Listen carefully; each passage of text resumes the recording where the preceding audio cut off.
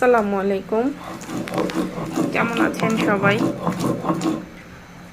অনেক দিন যাবত দুধের সর জমাচ্ছিলাম, তো ঘি বানানোর চেষ্টা করব একটু। সরগুলো আগে আমি ভালো করে পাটাতে মিহি করে বেটে নেব। তো লাইফে ফার্স্ট টাইম ঘি বানাতে যাচ্ছি, ভিতরে একটা ভয়ও কাজ করছে। যাই হোক, আল্লাহ ভরসা, চেষ্টা করে দেখি কি হয়। তো মিহি করে বেটে নিয়ে এগুলো আমি এখন বাটিতে তুলে নেব।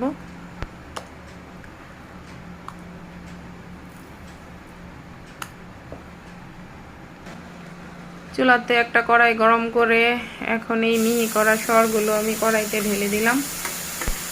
ঢেলে একদম অনবরত নাড়তে থাকবো।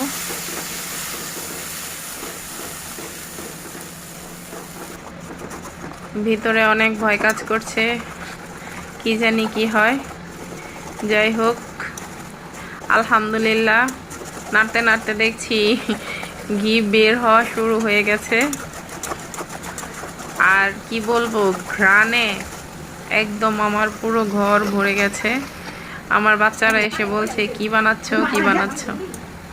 আলহামদুলিল্লাহ, ঘি কমপ্লিট হয়ে গেছে। এই যে দেখুন কতটা ঘি উঠেছে। তো এখন আমি বাটিতে ঢেলে নেব এগুলো।